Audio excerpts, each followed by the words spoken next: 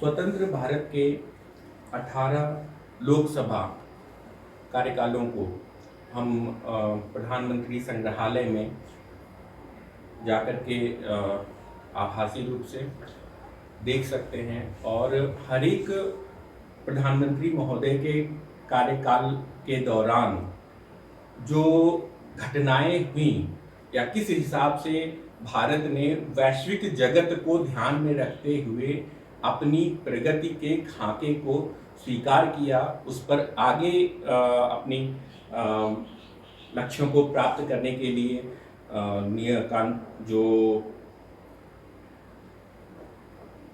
Planning की और planning के क्रम में अपने एग्जीक्यूशंस किए, उनका एक समकालीन प्रतिबिंब हर एक प्रधानमंत्री के कोटेशंस में देखा जा सकता है। ये कोटेशंस बहुत ही महत्वपूर्ण हैं और इनसे उनके समय में भारत की क्या दशा थी या किस प्रकार से उन्होंने भारत को वैश्विक स्तर पर एक मजबूती से नेतृत्व प्रदान किया, वह उनकी कोटेशंस में दिखाई देता है। यह समकालीन रिफ्लेक्शंस हैं। तो इन विचारों को समझा जाए, जैसे कि पंडित जी के समय में जो बात थी वो थी capitalism, socialism, communism and other things which were present in his time, जो कि लोगों को जमीन से जुड़ करके काम करने के लिए एक साम्यवादी या पूंजीवादी व्यवस्थाओं में उनको लग करके काम करने के लिए प्रेरित करते थे और उनके क्रम में उनके अच्छे या सकारात्मक या नकारात्मक जो भी प्रभाव रहते पाए गए, क्योंकि समाज तो लगातार अच्छे बुरे से परे होकर के काम करता है। जो भी घटनाएं समाज में आती हैं वो अपना इम्प्रेशन डालने के लिए आती हैं, इम्प्रेशन पड़ता है, इम्प्रेशन पढ़ के चीजें आगे बढ़ जाती हैं, कुछ भी रुकता नहीं है, सभी चीजें आगे बढ़ती रहती हैं।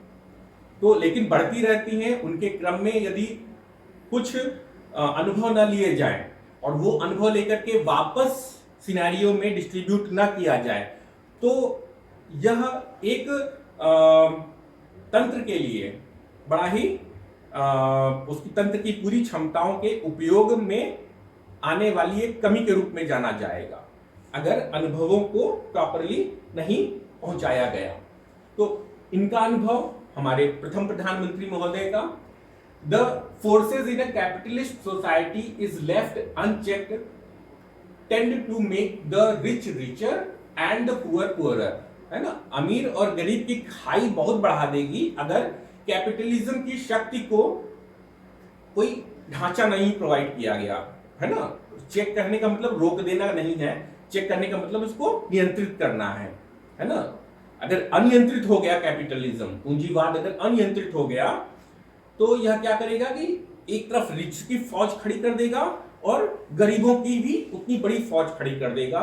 और यह उनका अपने समय का जो अनुभव है वो बहुत ही मीनिंगफुल है, क्योंकि इन्होंने उस तरीके की समस्याओं का सामना किया। विज्ञान तत्कालीन रूप से उतना ही मजबूत था जितना आज है, कुछ अंतर नहीं आया है। विज्ञान की क्षमताओं में कुछ अंतर नहीं आया है, तकनीकी क्षमताओं में कुछ अंतर नहीं आया है। इनके समय में जो तकनीक थी उतनी ही बलवती आज भी है, तकनीक नहीं बढ़ पाई है। इस ग्रहीय परिवेश में, धरती के परिवेश में तकनीक उतनी ही उन्नत है जितनी प्रथम प्रधानमंत्री जी के कार्यकाल में थी। क्लियर? आगे बढ़ते हैं। हमारे द्वितीय प्रधानमंत्री जी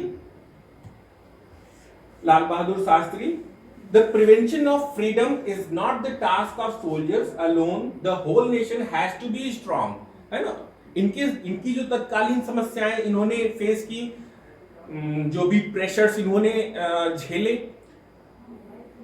जो भी भारत का जो तत्कालीन परिवेश था उसको ध्यान में रखते हुए, तो इनका जो वाक्य निकल के आता है यह इनके समय की बात बताता है कि जो मिली हुई स्वतंत्रता थी, एक है ना, एक जो टेम्पलेट बना, जो एक राष्ट्र का निर्माण हुआ, जिन परिस्थितियों में हुआ, जो स्वीकार किया गया इन फ्रीडम फाइटर्स के द्वारा, तो उस मिली हुई स्वतंत्रता की रक्षा करने के लिए जो सेना का जो एक सेना की एक इंस्टीट्यूशन का जो गठन हुआ, तो इनका कथन यही बताता है कि केवल सैनिकों की जिम्मेदारी नहीं है।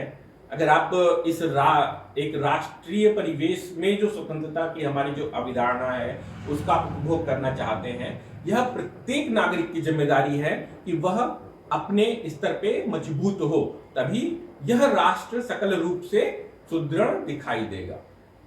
तो जाहिर सी बात है, जितना काम प्रथम प्रधानमंत्री ने किया उतना ही काम द्वितीय प्रधानमंत्री के समय में भी हुआ है। कोई अंतर नहीं है, दोनों ने मजबूती से काम किया है। उनका अपना परिवेश रहा है, इनका अपना परिवेश रहा है। तकनीक में कोई अंतर नहीं आया, क्योंकि वही चैलेंजेस इनके पास थे, सेम चैलेंजेस इनके पास थे। इन्होंने उन चैलेंजेस से निपटते हुए कई वार्स झेली, जीती, समझौतों में भाग लिया और राष्ट्र के स्वरूप को आगे बढ़ाया। ठीक है। तीसरे हमारे जो प्रधानमंत्री जो थोड़े से समय के लिए आए, अच्छा, दो प्रधानमंत्रियों के काल में एक बड़ा प्रशासनिक तंत्र खड़ा हो चुका था स्वतंत्र भारत का, और उस स्वतंत्र भारत के प्रशासनिक तंत्र में, शासन तो एक अलग व्यवस्था होती है, प्रशासनिक तंत्र में करप्शन ने किस प्रकार से इनको द्वेलित किया होगा, इनकी विचारों में देखा जाए। Corruption is a serious hindrance to the development of the socialist pattern, है ना, development of the socialist pattern. प्रथम प्रधानमंत्री पूंजीवाद के बारे में बात कर रहे हैं और हमारे तृतीय प्रधानमंत्री जी कह रहे हैं सोशलिस्ट पैटर्न के बारे में बात कर रहे हैं। यानी कि और ध्यान दीजिएगा, लाल बहादुर शास्त्री ताशकंद में गए थे समझौता करने, तो किस प्रकार से सोशलिज्म और पूंजीवाद भारत की इतिहास में किस प्रकार से ये धाराएं चल रही हैं तत्कालीन पीढ़ी के ऊपर, है ना।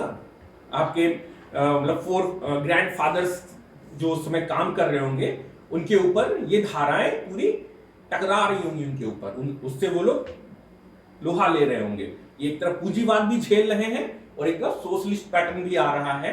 तो सोशलिस्ट पैटर्न के क्रम में इनका जो कहना है, serious hindrance to the development of the socialist pattern, when there is scope for corruption there cannot be equal opportunity। अब ये एक बड़ा ही छद्म माहौल है इक्वल अपॉर्चुनिटीज्म का, सबको इक्वल अपॉर्चुनिटी देना, है ना। इक्वल अपॉर्चुनिटी है, मगर उसका दायरा क्या है, आप उसमें क्या क्या चीजें इंक्लूड करते हैं इक्वालिटी देने के लिए, ये बहुत मायने करता है। और वो इक्वालिटी किस इतिहास से आ रही है ना, मतलब कहां से वो इक्वालिटी आ रही है और कहां तक जानी है। तो इक्वालिटी तभी होगी जब इसका भूत और भविष्य निर्भर होगा प्रत्येक एक के लिए, है ना। अगर हम इक्वालिटी सिर्फ सोशलिज्म में इक्वालिटी झोंक देना चाहेंगे, और पंडित नेहरू ने तो स्पष्ट रूप से बता दिया कि इक्वालिटी हम पूंजीवादी व्यवस्था में कर ही नहीं सकते, है ना। उन्होंने कह दिया इक्वालिटी पूंजीवादी व्यवस्था में हो ही नहीं सकती, क्योंकि अगर वो अनचेक्ड हो गया तो अमीर अमीर हो जाएगा, गरीब गरीब हो जाएगा। और यहां सोशलिज्म में इनका अनुभव क्या आ रहा है कि अगर करप्शन है तो सोशलिज्म में बहुत बड़ा हिंड्रेंस है, इक्वालिटी अपॉर्चुनिटी नहीं मिलने वाली, है ना। Corruption there can not be equal opportunity, ये आज भी एग्जिस्ट करता है, हाँ करता है। लेकिन ध्यान दीजिएगा, ये सोशलिस्ट की बात कर रहे हैं लेकिन करप्शन इससे कहीं ज्यादा बड़ा है। यानी कि ये एक तरफ कुछ ही पहुंच पाए, लेकिन हम आज इस स्थिति में है जो देख रहे हैं कि वास्तव में करप्शन कर क्या रहा है, कि वो इक्वालिटी की उसने परिभाषा ही बदल दी करप्शन ने। अब चौथी हमारी प्रधानमंत्री, एकमात्र महिला प्रधानमंत्री, iron lady. The prosperity of our nation is yet to be built and you are its builders. Consider yourselves agents and instruments of change. Agents and instruments of change. National welfare is something to which you should contribute. Not something from which you can draw, है ना। क्या कि national welfare is something which you should contribute, not something from which you can draw.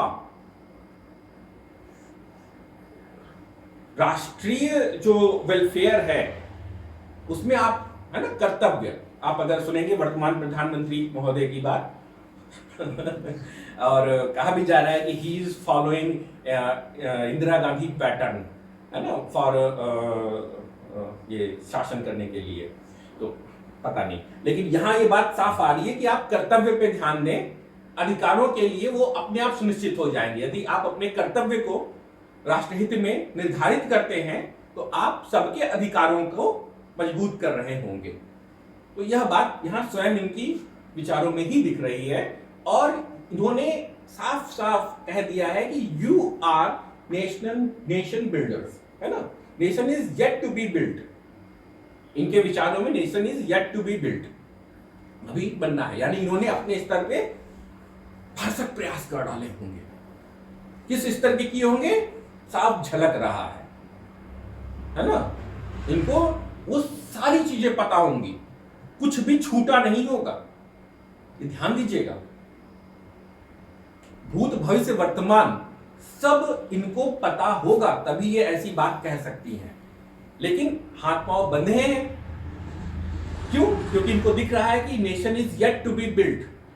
पूरी चीज नहीं दिखाई दे रही है, पूरी पिक्चर नहीं दिखाई दे रही है, ट्रेलर भी अच्छा नहीं लग रहा है, तो वो इसमें एक कसक दिख रही है ना, लेकिन क्षमता पूरी दिख रही है। यानी इस भारत में भी, इनके दौर के भारत में भी क्षमता में कमी नहीं थी, पूर्ण क्षमतावान था। और प्रथम परमाणु परीक्षण भी लाफिंग बुद्धा इनके ही समय में किया गया था, ठीक है। और ध्यान दीजिएगा, नील आर्मस्ट्रांग जब दिल्ली आए थे इनसे मिलने, तो उन्होंने माफी मांगी थी, मतलब कहा था सॉरी आप, मुझे पता चला कि हमारी मून पे लैंडिंग के समय आपको रात भर जागना पड़ा। क्या चीजें हैं, है ना। राकेश शर्मा सर थे, हाँ, इन्हीं के समय में गए थे। हाँ, लेकिन मतलब यानी कि क्षमताएं अनंत को ये लोग टच किए हुए कर रखे हैं, लेकिन nation yet to be built, यानी कि अभी देश में काफी चीजें बाकी थी, लोग, है ना, उस पीढ़ी तक चीजों को पहुंचाने, या सारे तो प्रयोग चल रहे हैं, पूंजीवाद, साम्यवाद, कम्युनिज्म, खुद यहां का नेशनलिज्म। नेशनलिज्म जब बात आ जाती है तो क्षेत्रीय, हर राष्ट्र का नेशनलिज्म अपना होता है, हमें अपना नेशनलिज्म दिखाना है। तो अभी आगे के प्रधानमंत्री में दिखेगा कि कितनी कॉम्प्लेक्सिटी उन लोग, वो लोग झेल रहे हैं। जो कैपिटलिज्म है, हाँ, पूंजीवाद है, हाँ, वो सब पहले ज्यादा मजबूत था, लेकिन अब नहीं, अभी है, आपको लगता है? कोई मजबूत नहीं है। माइंडसेट समझने की जरूरत है, हर एक बच्चे को माइंडसेट में इन सभी चीजों को समझने की जरूरत है, क्योंकि कोई भी एक छूट जाएगा तो आप आगे नहीं बढ़ पाएंगे। सबको एक साथ लेकर, समझ करके आगे बढ़ने की जरूरत है। कोई भी कमजोरवाद नहीं है, सभी के द्वारा ही मानव पीढ़ी विकसित हुई है, आगे बढ़ने के लिए आज तैयार है, ठीक है। अगले हमारे प्रधानमंत्री हैं मोरारजी देसाई जी, है ना। मोरारजी देसाई जी छोटे समय के लिए आए थे, क्योंकि जो हमारा आपातकाल की एक घटना थी राष्ट्र में, है ना, क्योंकि आपातकाल लगाने के पीछे मेरे अनुभव, मेरा विचार यही करता है कि हमने परमाणु परीक्षण किया और अन्य परिस्थितियां पैदा हुई, जिनके क्रम में फिर विश्व से बचा नहीं जाएगा कि भाई इनका नेशनलिज्म तो बहुत हाई फाई चला जा रहा है, कहीं इधर उधर इनको भटकाओ, घुमाओ, कहीं टहलाओ, है ना। तो वो अलग तरीके की फ्रीक्वेंसी ट्वीट करेंगे भारत के ऊपर, अलग तरीके की, है ना। यहाँ पे क्या क्या है, बीबीसी, वॉइस ऑफ अमेरिका और रशियन और इधर उधर के सब रेडियो फ्रीक्वेंसीज है नहीं यहाँ पे जी सर। तो वो सब भटकाएंगे नहीं यहाँ का दिमाग, फ्रीक्वेंसी अलग ट्वीट नहीं करेंगे क्या? बिल्कुल करेंगे। तो वो ट्वीट करने पे लग जाते हैं, तो घुमा करके आपातकाल जैसी सिचुएशन को बटन दबवा दिया होगा, लगा दो इमरजेंसी, है ना। तो वो किया जा सकता है, किसी से कुछ भी किया कराया जा सकता है। तो उसके उपरांत जो एक सत्ता परिवर्तन हुआ, लहर जो आई, तो उसमें जो नई लहर आती है वह बात करती है कि life can become difficult at any time, life can become easy at any time, it all depends on how one adjust oneself to life. है ना, ज्ञान की बात आ गई कि भाई सब कुछ तो हमने अचीव कर लिया, करके रखा हुआ है, सब कुछ तो दिखाई दे रहा है साफ साफ, बस ये है कि हम कैसे एडजस्ट हो रहे हैं, टाइट हो जा रहे हैं या धीमे हो जा रहे हैं। आज ये फ्रीक्वेंसी ट्वीकिंग, तो शक्तियां भरपूर रही हैं, शक्तियां कम नहीं रही हैं। अब बच्चों को ये सब शक्तियां कैसे परोसी जाए, पहचानी जाए, पहचान में लाया जाए, ये पूरा का पूरा पाठ्यक्रम है पीएम संग्रहालय एक तरीके से, ठीक है ना, 75 वर्षों का अमृत मंथन है। नेक्स्ट, अब इनके उपरांत जो हमारे नए प्रधानमंत्री जी आए हैं, चौधरी चरण सिंह जी, है ना, क्योंकि ये इसी बेल्ट से आए हैं, उत्तर प्रदेश से, और इनका जो पूरा बैकग्राउंड ही किसानों की आवाज को लेकर के रहा है, और जैसा नाम वैसा काम रहा है, वैसा व्यक्तित्व रहा है। तो true India resides in its villages, है ना, ये बात रख करके इन्होंने वही बात कही है कि जो मॉडल विलेज के हैं वही नेशनल स्तर यानी लोकसभा और राज्यसभा में जाकर के हमको पूरे देश के प्रतिनिधित्व करने में भी वही लगता है। तो संविधान के बारे में जो एक सबसे ज्यादा काम किसी अंग्रेज ने किया था, उसका नाम आता है मेटकाफ करके, है ना। तो अगर अंबेडकर जी का संविधान पढ़ना है तो बिना मेटकाफ की चर्चा किए समझना मुश्किल है। संविधान को अगर समझना है, नाम ही उसका मेटा काफ अगर है तो काफ माने बछड़ा होता है, वो Meta I don't know whatever it be. तो अब मेटकाफ ने ही भारत के गांव-गांव में ये भ्रमण किया था, और उसने ही ये चीजें समझी थी कि अरे यहाँ का तो जो गांव की व्यवस्था है, क्योंकि भारत की जो प्रशासनिक व्यवस्था है महाजनपदीय रही है, यानी तब रोमन भी इतना ज्यादा इतिहास नहीं रखते थे जब भारत अपना प्रशासन रखता था, है ना। 16 महाजनपदा भारतवर्ष के पूरे हमारे जो थे, पूरा विस्तृत भारतवर्ष था, प्रशासनिक व्यवस्था जनपद हमारे उस समय के हैं। तो यहाँ की जो गांव हैं वो अपने आप में लोकतंत्र हैं, ये मेटकाफ ने अपने समय में उद्धृत की हुई है। तो ये चीजें आगे जब आगे बढ़ती जा रही हैं तो वैसी ही चीजें हमारे प्रमुखों के विचारों में भी परिलक्षित हैं, और इसीलिए परिलक्षित है क्योंकि सभी तकनीकें इतने अल्ट्रा एडवांस मोड में काम कर रही हैं, इसीलिए ये परिलक्षित हैं। ठीक है ना, बात समझ आ रही ना। देश कभी कमजोर नहीं पड़ा, देश में तकनीक हमेशा अल्ट्रा रही है। कमजोर जो है यानी कि हम जब देख नहीं रहे तभी वो कमजोर है, जो हम ध्यान नहीं दे रहे हैं या कमजोर के बारे में हम सोच रहे हैं। देश की शक्तियां वास्तव में सर्वशक्तिमान अपरिमित हैं। नेक्स्ट, स्वर्गीय राजीव गांधी जी, इनका कहना है development must relate to science and science must relate to development. It's only then that we will get the speed of development, है ना। तो चूंकि ये नई पीढ़ी थी, युवा पीढ़ी थी, संग्राम में इन्होंने भाग नहीं लिया, लेकिन संग्राम के बाद वाली पीढ़ी थी जस्ट ये, तो इनको साइंस से सीधा जो द्वितीय विश्व युद्ध से पहले जो विकसित विज्ञान था, उस विज्ञान से सीधे हाथ लगाने का मौका मिला इनको, है ना। पायलट थे ना ये, तो उस विज्ञान को सीधे हाथ में लेने का मौका मिला। तो उसको लेकर के एक टेक्निकल प्रधानमंत्री क्या विचार रख सकता है वो इनके विचारों में दिखता है ना। He is a technical person, तो वो उस बात की वकालत करते हुए अपनी बात रख रहे हैं।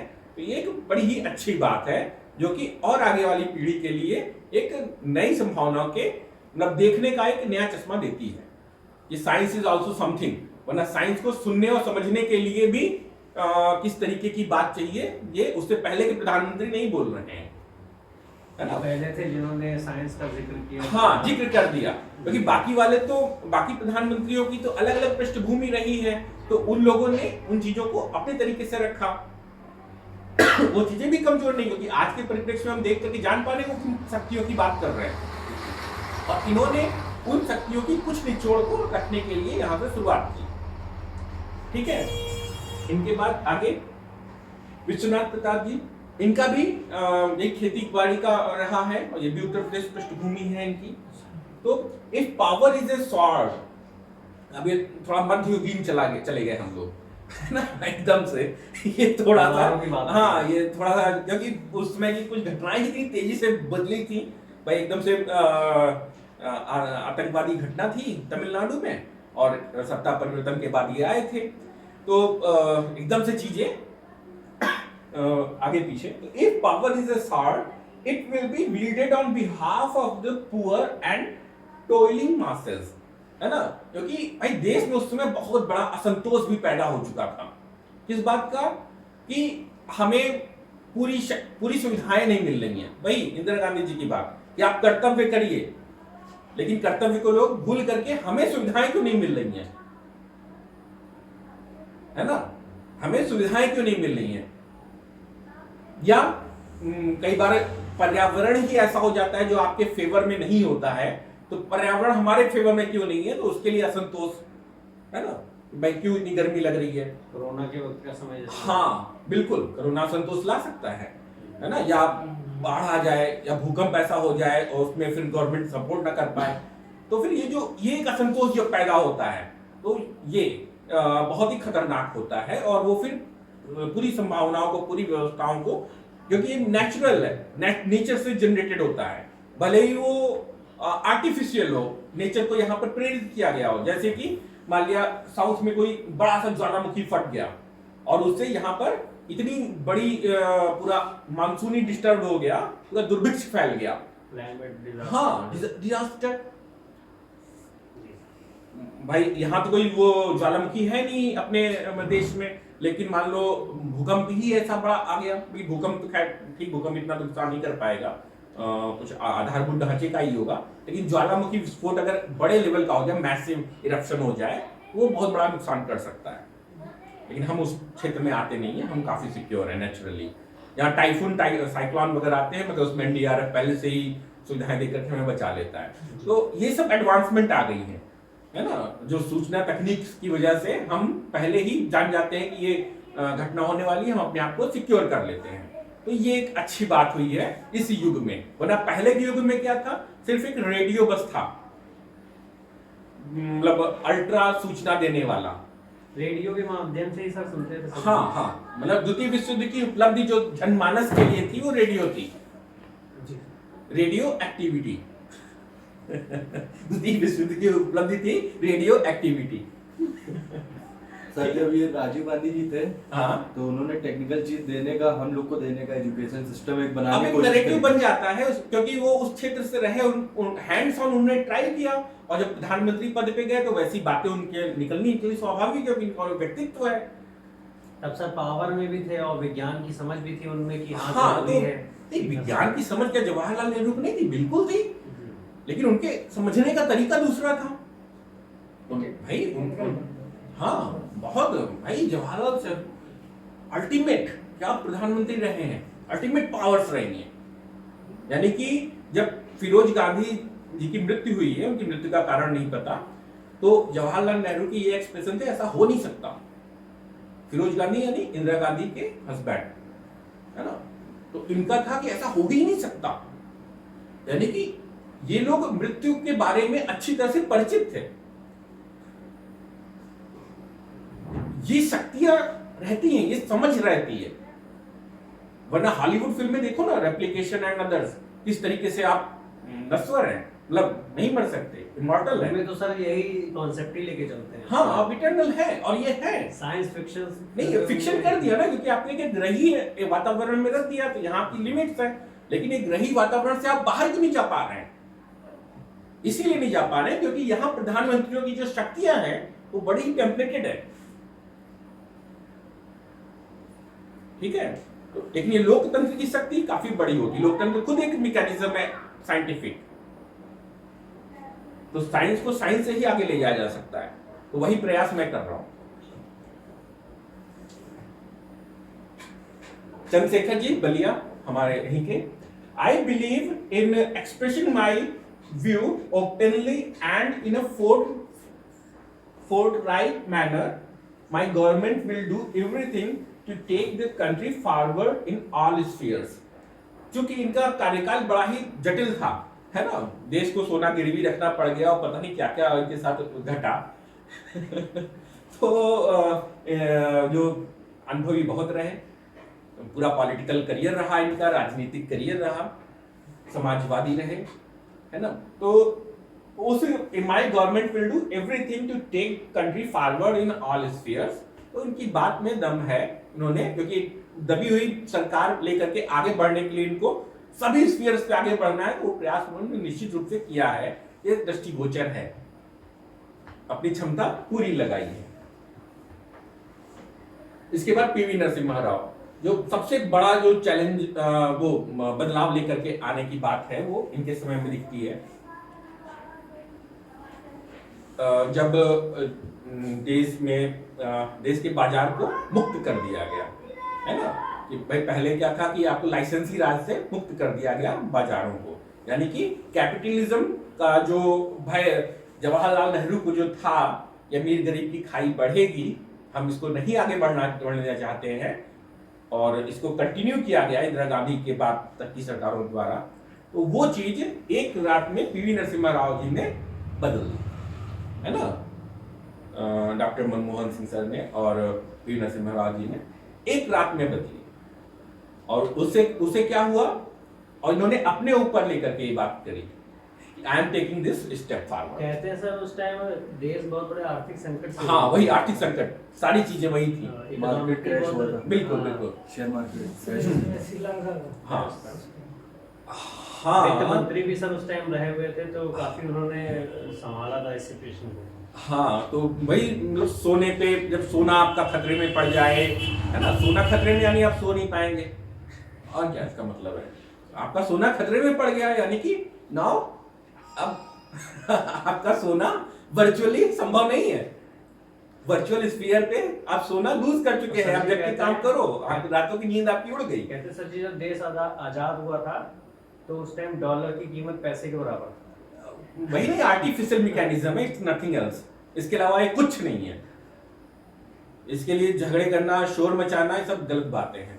ये क्या कर रहा है ये समझने की आवश्यकता है, अर्थतंत्र कर क्या रहा है ये समझने की आवश्यकता है मात्र। तो when I don't make a decision, it's not that I don't think about it, है ना, वही बात एक रात में उन्होंने कर डाला।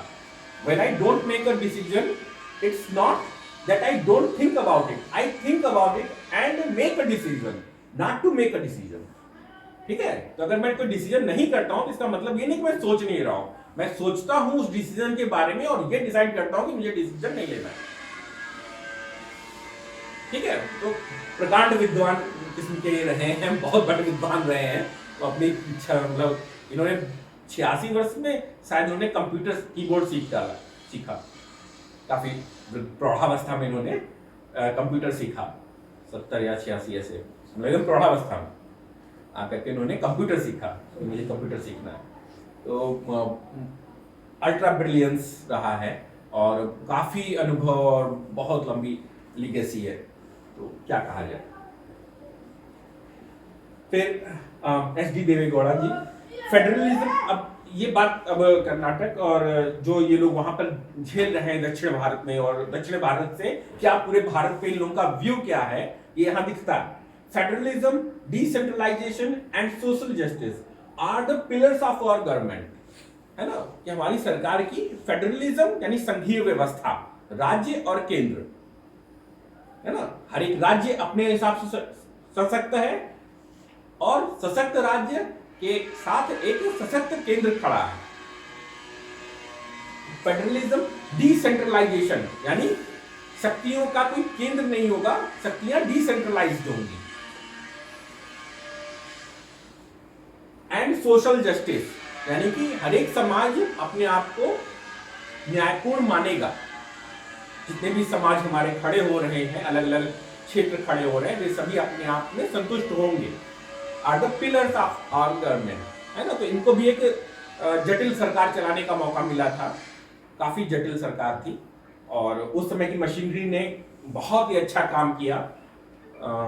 और बहुत ही अच्छा काम किया था, क्योंकि ये सभी 90s का जो दौर रहा है यूएसएसआर के विघटन के बाद का, क्योंकि पूंजीवाद ने यूएसएसआर को यानी सोशलिज्म को पूरा तबाह कर दिया था उस समय उठा करके, यूएसएसआर को तोड़ दिया, एक ही ध्रुव रह गया और उस एक ध्रुव के प्रभाव में आकर के भारत को भी अपने दरवाजे खोलने पड़े, पूरा बाजार खोलने पड़े और यहाँ का भी पूरा वही टेक्नोलॉजी पूरा बूम आया, टेक्नोलॉजी बूम। अब देखिएगा टेक्नोलॉजी बूम कहीं का नया नहीं है, टेक्नोलॉजी तो बहुत पुरानी है, उस टेक्नोलॉजी को कैसे प्रसारित होना है, स्टेप वाइज कैसे उसके रिपल्स इन्वायरमेंट में भेजे जाने हैं, डाले जाने हैं, ये उसका प्रतिफल है। फिर इसके उपरांत Inder Kumar Gujral ji, we are a huge country with different, ये थोड़े आर्टिस्टिक रहे हैं, रचनात्मक रहे हैं, तो इनका व्यू देखिए। We are a huge country with different linguistic, religious and cultural background, despite our difficulties we have held together and that too democratically, which is something few others can boast about. In that sense, we are a great role model. है ना? तो ये जो हमारी जो values है उसके ऊपर इनका अपना कमेंट है, जो कि पूरी तरीके से महत्व रखता है। और ये वही भारत की खोज और अनेकता में एकता और जो हमारे गुड वैल्यूज हैं, कल्चरल, सोशल, हिस्टोरिकल, मोन्यूमेंटल, उनकी बात की जा रही है और पूरी बात में दम है और उनकी सरकार ने क्या काम किया है वो पूरा रिफ्लेक्ट हो रहा है ना, डेमोक्रेटिकली, एक लोकतांत्रिक व्यवस्था के अंतर्गत। इन सभी प्रधानमंत्रियों को एक मिलीजुली सरकार चलाने का मौका मिला है। नाम कांग्रेस गवर्नमेंट। इसके बाद Atal Bihari ji, the political game would always continue, है ना। तो अब राजनीति के खिलाड़ी रहे हैं, हमेशा विपक्ष में रहे और फिर पक्ष में आने का मौका मिला किस तरीके से, तो पॉलिटिकल गेम अलग ही भाषा है, would always continue, governments will come and go, parties would form and break, but the country must remain, the country's democracy must remain eternal, है ना। Country's democracy must remain eternal, बहुत बड़ी बात है, डेमोक्रेसी इज अ साइंस, तो must remain eternal, ये तो रहना ही है इटर्नल, क्योंकि भारत तो डेमोक्रेसी की जननी है, लोकतांत्रिक व्यवस्था सबसे पहले भारत में ही आई, उसके बाद इसकी टेम्पलेट्स यूएस ने अडॉप्ट की या वही ब्रिटिशर्स के थ्रू यूएस के पास गई, यूरोपियन के थ्रू, है ना। तो जो कंपनीज आई, कंपनियों ने यहाँ पर जो अपना व्यापार किया, शासन नहीं वो व्यापार ही किया, वो अपना व्यापार को प्रोटेक्ट करने के लिए लॉज इस तरीके के उन्होंने गड़े बड़े कि आप जितना भी दिमाग लगाएंगे तो उनको ही कहेंगे कि हाँ ठीक है यार करो, बिजनेस करो। तो वही तो सब ब्रिटिश इंडिया कंपनी है, ईस्ट इंडिया कंपनी बोलते हैं। हाँ, तो वो एक्चुअली वो अपने आप को अगर बचने पे आएंगे तो कहेंगे हमने तो सिर्फ हमारा धंधा किया है, हमने कोई शासन नहीं किया है, वो ऐसा कह के बच जाएंगे। उनके इतने अच्छे रूल्स हैं, इतने अच्छे तौर तरीके हैं उनके, तो ये वही बात कह रहे हैं कि हमारी डेमोक्रेसी तो इटर्नल है, इसका मतलब है कि हम कभी गुलाम थे ही नहीं, है ना। तो ये एक सशक्त मानसिकता है कि the political game would always continue, तो it's just like a political game, राजनीतिक खेल। हाँ, सिर्फ और सिर्फ राजनीतिक खेल की तरह ही है कि आपके दिमाग में कौन सा थॉट इनपुट करा दिया गया, now you are a subject of observation. फिर डॉक्टर मनमोहन सिंह जी, ये बड़ी कॉम्प्लेक्स स्टफ सिनेरियो है, क्योंकि ये पूरा सिनेरियो मैं एक्टिवली ऑब्जर्व कर रहा हूं, है ना, बहुत ही एक्टिवली मैं अटल बिहारी के समय से तो कर ही रहा हूं, लेकिन मनमोहन सिंह जी के समय तो बहुत ही एक्टिवली जमीन पे देख रहा हूं क्या हो रहा है क्या नहीं हो रहा है, तब से तो जमीन पे देख रहा हूं। तो what does an ideal India entail? An India where justice and humanity thrives, where every citizen is treated equally, बड़ी कठिन बात है ये, where every citizen is treated equally। क्या इनकी सरकार ने ऐसा किया? ये सोचने वाली बात है। Where there is peace all around, where a common man has a bright future. तो ठीक है भाई, common man has a bright future, ये तो दिख रहा है, आम आदमी पार्टी बन गई है ना। कॉमन मैन ब्राइट फ्यूचर तो दिख रहा है, समझ में आ रहा है क्या राजनीतिक खेल है। लेकिन there is peace all around, where there is peace all around, where every citizen is treated equally. तो जो इक्वालिटी वाली बात आ जाती है, ये थोड़ी सी कंट्रोवर्सी के साथ आ रही है, क्योंकि इस देश की जो template over the course of time using scientific methods and manipulated mechanisms of technologies, जो कुछ आरोपित है यहाँ की नई चेतना के ऊपर, नई पीढ़ी के ऊपर, नई मानव चेतना है ना। एक देश में मानव ही तो दिखते हैं, बाकी तो अगर एनिमल्स एंड अदर्स हैं तो वो हमारे पेट या संरक्षण प्राप्त जीव जंतु होते हैं मानव के द्वारा। एक देश के लिए, एक देश मानव के लिए, मानव बुद्धि के लिए तो महत्वपूर्ण है ना। कोई जानवर तो नहीं कहता आई एम इंडियन ये तो हम ही पहचानेंगे उसको कि ये इंडियन है, मतलब बंगाल टाइगर है या फिर साइबेरियन टाइगर है, ये तो हम ही करेंगे ना। वो थोड़ी कहेगा मैं आई एम साइबेरियन, नहीं कहेगा ना। पक्षी वगैरह भी हैं, वो कितना लॉन्ग डिस्टेंस ट्रेवल कर देते हैं, तो वो भी आकर के अपनी वो वीजा पासपोर्ट नहीं दिखाते कि I am from this country, है ना, वही पासपोर्ट नहीं दिखाते। तो ये चीज यहाँ समझने वाली बात है कि इक्वालिटी, तो किस प्रकार से ये कॉमन मैन तो ये कॉन्सेप्ट किस तरीके से आगे बढ़े, ये बड़ा ही विचारणीय चीजें हैं, जिन पर शोध तो सारे हो चुके हैं सही चीजें इंप्लीमेंट करने का समय है। इससे ज्यादा क्या शोध कर दोगे आदमी के ऊपर? अब आदमी नहीं बचेगा, उसके तो सीधे पंख निकल आने चाहिए, सिर भी उसके बहुत वाइड हो जाने चाहिए। शोध यहां तक जवाब दे रहे हैं, ठीक है। तो अब वर्तमान में सबका साथ, सबका विकास, सबका विश्वास, सबका प्रयास, अब इसमें और भी ऐड होना चाहिए कई चीजें, ठीक है। अभी तो छोटा ही है हो सकता है जाते जाते बढ़ाएंगे ये। तो ठीक है, सबका प्रयास, तो सभी लोग तो प्रयास कर रहे हैं, सभी लोगों का विश्वास भी है कि yes we have done it, we are achieving it. मतलब हम निश्चित रूप से इस अमृत मंथन में, 75 वर्षों के अमृत मंथन में एक बहुत ही विश्वसनीय और सक्षम चीज को जगह दे रहे हैं।